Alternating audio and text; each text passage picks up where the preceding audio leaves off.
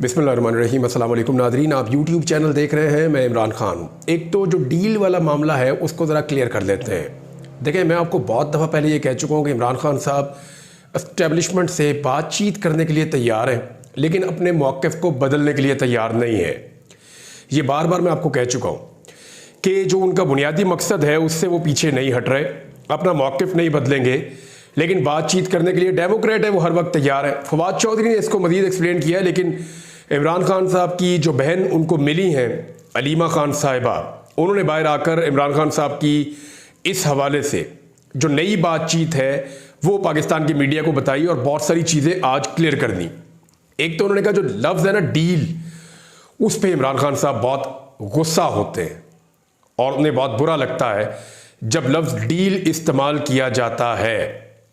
तो इमरान खान साहब ने कहा कि कोई बात नहीं होगी, मेरा एक ही नुक्ता है पहले दिन से, और अब तक मैं यही कह रहा हूं कि मेरा मैंडेट वापस किया जाए।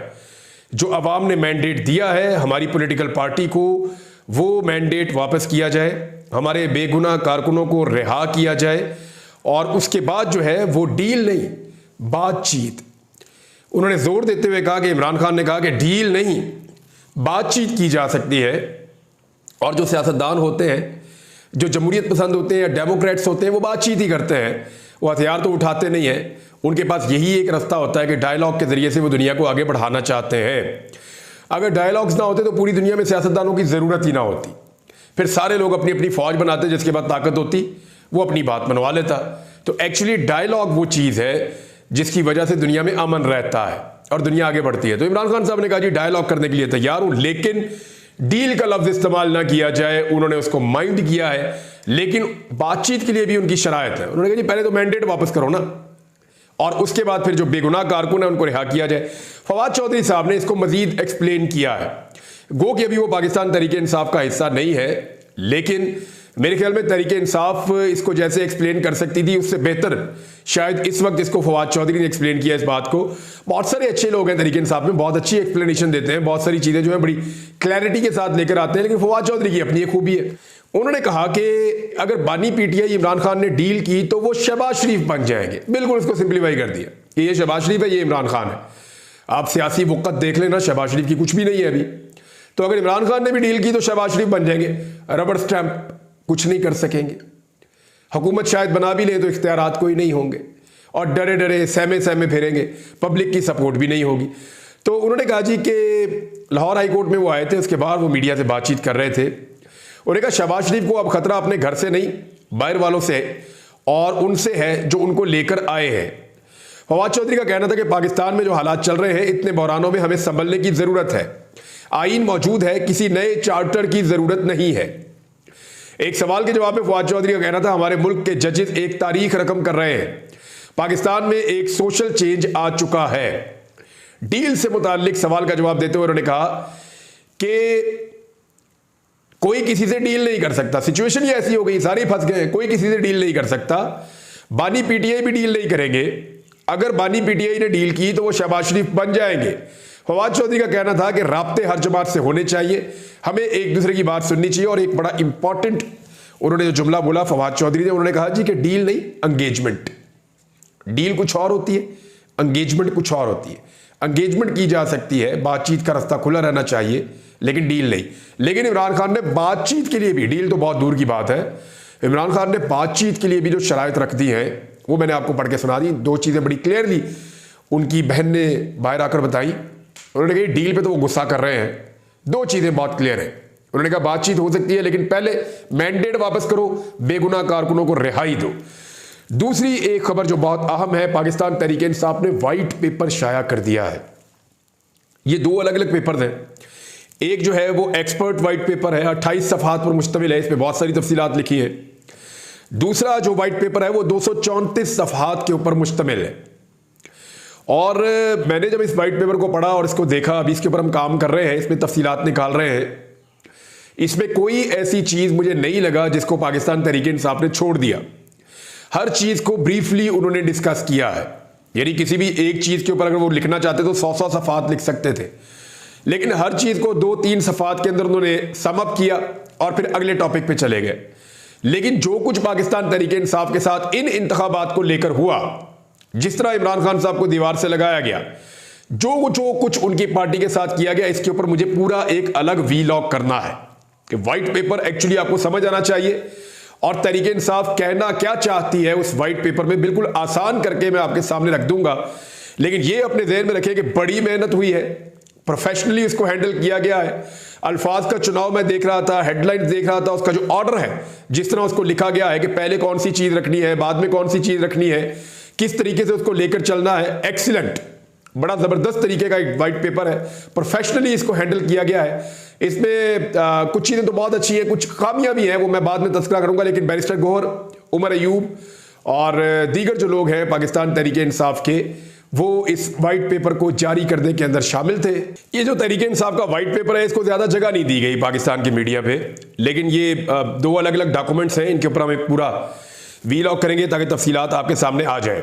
इस्लामाबाद की नाज़रीन 3 सीटें पूरा पाकिस्तान जानता है, पूरा इस्लामाबाद जानता है कि इस्लामाबाद की तीनों नशिस्तों पे पाकिस्तान तहरीक इंसाफ के 3 उम्मीदवार कामयाब हुए और जहां पे जो लीड थी तहरीक इंसाफ के उम्मीदवारों की, वो लगभग सबकी 50-50 हज़ार की लीड थी और इससे ज़्यादा भी थी। तो 50 हज़ार की लीड से जीतने वाले उम्मीदवारों को फॉर्म 47 के अंदर हरा दिया गया। अब हुआ यह है कि यह मामला गया अदालत के अंदर और अदालत ने इस मामले पे 20 तारीख को सबको नोटिस कर दिए हैं और तलब कर लिया है। देखिए, इस्लामाबाद की अगर ये 3 सीटें निकल जाती हैं और PMLN के हाथ से निकलकर पाकिस्तान तहरीक इंसाफ के हाथ में आ जाती हैं, तो इसका मतलब याद रखिएगा कि पूरे पाकिस्तान में ये रास्ता अदलिया के लिए खुल जाएगा। इस्लामाबाद हाई कोर्ट जो है जिस मोड में है और जैसे वो प्रेशर नहीं ले रहे, जिस तरीके से वो दबाव में नहीं आ रहे, तो उससे आपको अंदाज़ा लगाना मुश्किल नहीं होना चाहिए कि इस्लामाबाद में ये फैसला इंसाफ के मुताबिक होगा। और अगर इस्लामाबाद में इंसाफ का आगाज़ हो गया तो फिर इसका ट्रिकल डाउन इफेक्ट आएगा, बाकी सूबों में भी इंसाफ हो सकता है। क्योंकि तहरीक इंसाफ ने जो वाइट पेपर दिया ना, सिर्फ इसी को पढ़ ले कि कैसे कैसे 2 नंबरी करके किस किस अंदाज में रिजल्ट्स को तब्दील किया गया है। फॉर्म 45 में क्या किया गया, फॉर्म 47 में क्या किया गया, फिर फॉर्म 47 के मुताबिक फॉर्म 45 के अंदर जो तब्दीलियां की गई, जो ओवर राइटिंग की गई, जो 2 नंबरी की गई, वो कैसे की गई, वो सारी चीजें जो है वो तहरीक इंसाफ ने उसमें लिखी हैं। अब ये जो अहम तरीन खबर है कि इस्लामाबाद हाई कोर्ट में कायम इलेक्शन ट्रिब्यूनल ने वफाकी दारुल हुकूमत के तीनों MNAs तारक फजल चौधरी, अंजुम अकील खान और राजा खुर्रम नवाज को नोटिस जारी करके हुक्म दिया है कि वो अपने अपने फॉर्म 45 और फॉर्म 46 20 मई तक अदालत में जमा करवा दें। अब पड़ेगी मुसीबत, यानी अब इनके पास मैक्सिमम डेज हैं 18 फॉर्म 45 और फॉर्म 46 जमा करवाने हैं। जहां गलती होगी वहां फंस जाएंगे, जिस जगह पे निशानदेही होगी अदालत वहीं पे पकड़ लेगी। ये इलेक्शन PMLN के लिए बचाना बहुत मुश्किल है। इधर बहुत बड़े मार्जिन के साथ पाकिस्तान तहरीक इंसाफ के उम्मीदवार जीते थे। दूसरी जानिब इलेक्शन कमीशन को भी अदालत ने हुक्म दिया है कि वो भी इन तीनों हलकों के फॉर्म 45 फॉर्म 46 अदालत में जमा करवाए। अब एक और चीज है, पाकिस्तान तहरीक इंसाफ के पास भी फॉर्म 45 और फॉर्म 46 है, PMLN के उम्मीदवारों के पास भी हैं, इलेक्शन कमीशन के पास भी हैं। अब जब ये तीनों अपने अपने जमा करवाएंगे तो फिर इसके बाद होगा एनालिसिस, और ये चीजें जो है वो फोरेंसिक एनालिसिस के लिए भी जा सकती हैं। फिर जब मामला सामने आएंगे तो उसके बाद इलेक्शन कमीशन को मुंह छुपाने की जगह नहीं मिलेगी। इसमें सजा भी हो सकती है और सीटें भी इधर से उधर जा सकती हैं। पाकिस्तान तहरीक इंसाफ के उम्मीदवार जो हैं वो यहाँ से अली बुखारी, शुएब शाहीन और आमिर मुगल, उन्होंने नताइज चैलेंज किए हैं और उनके बकौल NA 46, NA 47 और NA 48 इन तीनों हलकों के अंदर जो धांधली हुई है उसमें पाकिस्तान तहरीक इंसाफ की जीत को हार में तब्दील किया गया है। अब देखते हैं कि 20 तारीख को होता क्या है। लेकिन एक बात आप याद रखिएगा कि 3 सीटें ये और रावलपिंडी की 13 सीटें ये स्टेट में पाकिस्तान तहरीक इंसाफ जीत गई थी। फिर जो तहरीक इंसाफ ने गुजरात में किया, जिस तरह वो गुजरात में जीती, जिस तरह वो गुजरावाला में जीती, जिस तरह वो सियालकोट में जीती, रिहाना डार की बहुत बड़ी जीत थी, जिस तरह वो लाहौर में जीते, सवाए शहबाज शरीफ के बाकी सारे उम्मीदवार लाहौर से PMLN के और उनके इत्तेहादियों के हारे हैं। और ये सबको पता है, ये सबको पता है और ये डॉक्यूमेंटेड फैक्ट है। यानी जब असल हकायक सामने आएंगे तो फिर चीजें खुल जाएंगी। बहरहाल अदालत ने यह रिकॉर्ड मांगा है, देखते हैं कि अब इसके ऊपर क्या होता है और यह मामला कैसे आगे बढ़ता है। पाकिस्तान तहरीक इंसाफ ने एक और काम भी किया कि जो 9 मई वाला मामला है ना, वो इनके गले में फंसा हुआ है और उससे ये निकल नहीं पा रहे। तो 9 मई वाला मामला जो है, बार बार इनको धमकी भी 9 मई की दी जाती है, सारे के सारे 9 मई को कहकर पाकिस्तान तहरीक इंसाफ को दीवार से लगाने की कोशिश करते हैं। जब उनका कारकुन निकलने लगता है तो 9 मई का वावेला करना शुरू हो जाती है पॉलिटिकल पार्टीज। तो तहरीक इंसाफ ने इसके ऊपर 9 मई पर गूगल ड्राइव का एक लिंक शेयर किया है, उसमें वो कुछ फैक्ट्स बता रहे हैं। वो ये कह रहे हैं कि जी ये एक ऑपरेशन टाइप चीज़ थी और ये पाकिस्तान तहरीक इंसाफ को फंसाने के लिए किया गया और बहुत सारे मासूम और बेगुनाह लोग जेलों में बंद हैं। तो ये जो फैक्ट्स हैं वो 9 मई से रिलेटेड पाकिस्तान तहरीक इंसाफ ने शेयर किए हैं। शहबाज शरीफ का एक और स्टेटमेंट है, ये बड़ा इंटरेस्टिंग स्टेटमेंट है। शहबाज शरीफ ने कहा 1992 का वर्ल्ड कप भी इमरान खान ने नहीं जीता था। यानी ये वो शहबाज शरीफ और वो नवाज शरीफ है जो जब इमरान खान साहब वर्ल्ड कप 92 का जीते थे तो उन्हें इनाम इकराम दे रहे थे, उनको बुला बुला कर मिलते थे, उन्हें ये कहते थे कि आप हमारी पॉलिटिकल पार्टी ज्वाइन कर लें, सियासत में आ जाए। और आज ये इमरान खान के फोबिया का इतना ज़्यादा शिकार हो गए हैं कि इनको इमरान खान के अलावा कुछ नजर नहीं आता। मैंने पिछले भी व्लॉग में आपको बताया कि इनका बस चले तो हिरोशिमा नागासाकी के धमाके भी इमरान खान पे डाल दें। मैंने आपको बताया था 9/11 भी इमरान खान पे डाल सकते हैं, कोरोना वायरस भी डाल सकते हैं, पहली दूसरी जंग अज़ीम भी डाल सकते हैं, क्योंकि इनको इमरान खान का फोबिया हो गया है। और अब वो ये कह रहे हैं कि दुनिया के जो सारे बुरे काम है वो इमरान खान ने किए और एक भी अच्छा काम इमरान खान ने नहीं किया बकौल इनके। 92 का वर्ल्ड कप भी इमरान खान ने नहीं जीता। तो ये फोबिया है जो शहबाज शरीफ को है।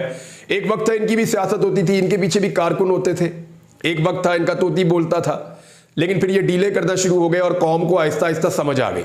जब लोगों के सामने इनका नकाब उतर गया तो अब लोग इनको फॉलो नहीं करते, लोग इनसे प्यार नहीं करते, लोग इन्हें वोट नहीं देना चाहते उतनी बड़ी तादाद में।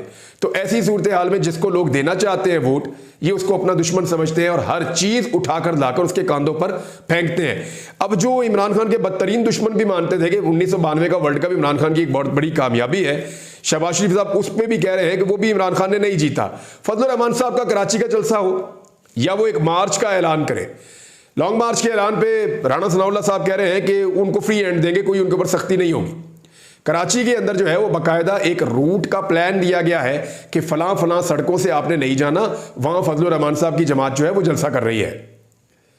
एक तरफ रूट दे रहे हैं, दूसरी तरफ कह रहे हैं जी हम तो जलसे की इजाजत ही नहीं दी। यानी पाकिस्तान तहरीक इंसाफ जिस शहर में जलसा करने लगे, दफा 144 का निफाज, फौरी तौर पर गिरफ्तारियां, फौरी तौर पर छापे, रस्ते बंद, कारकुनों पर तशद्दुद, बदतरीन मुजाहरे, लॉ इन्फोर्समेंट एजेंसीज का बेदरेग इस्तेमाल, ये सारा कुछ किया जाता है दहशतगर्दी के मुकदमात समेत पाकिस्तान तहरीक इंसाफ के खिलाफ। लेकिन फजलुर रहमान भी धांधली की बात कर रहे हैं, तहरीक इंसाफ भी धांधली की बात कर रही है। तो तहरीक इंसाफ बात करे तो रिएक्शन कैसा होता है वो आपने देख लिया, फजलुर रहमान बात करें तो रिएक्शन कैसा होता है वो आप देख ले। तो इसीलिए मैं आपको ये कहता हूं कि रवायती पॉलिटिकल पार्टीज के लिए फजलुर रहमान एक्सेप्टेबल है, फजलुर रहमान काबिल कबूल है। उसकी वजह यह है कि वो लोग ये जानते हैं कि फजलुर रहमान साहब स्टेटस को का हिस्सा है। फजलुर रहमान साहब नाराज जरूर है, उनको सीटें नहीं मिली या जिस डील के तहत हमें लाया गया है फजलुर रहमान उस डील के अंदर शामिल नहीं है, या उन्हें वो मार्जिन नहीं दिया गया जो हमें दिया गया, जैसे हमें जिताया गया वैसे फजलुर रहमान को नहीं जिताया गया। तो ये शिकवे उनके जायज हैं, लेकिन एक्चुअली फजलुर रहमान साहब स्टेटस को का हिस्सा है, ये वो सारे जानते हैं। तो इसीलिए आप देखें, चाहे वो पंजाब में एक्टिविटी करें, चाहे वो सिंध में करें, चाहे वो खैबर पख्तूनख्वा में करें, खैबर पख्तूनख्वा में पीटीआई की हुकूमत है, वो तो खुद एहतजाज की इजाज़तें मांगते फिर रहे हैं हर जगह पे, तो वो तो दे देते हैं इजाज़त। लेकिन सिंध, पंजाब, बलूचिस्तान, हर जगह पे पाकिस्तान तहरीक इंसाफ को रोका जाता है और फजलुर रहमान को इजाज़त दी जाती है। यही फ़र्क है एक पार्टी के स्टेटस को का हिस्सा होने और एक पार्टी के स्टेटस को का हिस्सा ना होने में, क्योंकि दोनों पॉलिटिकल पार्टी एक ही तरह की बात कर रही हैं। धांधली हुई है, हुकूमत गलत बनी है, दो नंबरी है, बेईमानी है, फ्रॉड है, यही बात कर रही हैं दोनों पॉलिटिकल पार्टीज।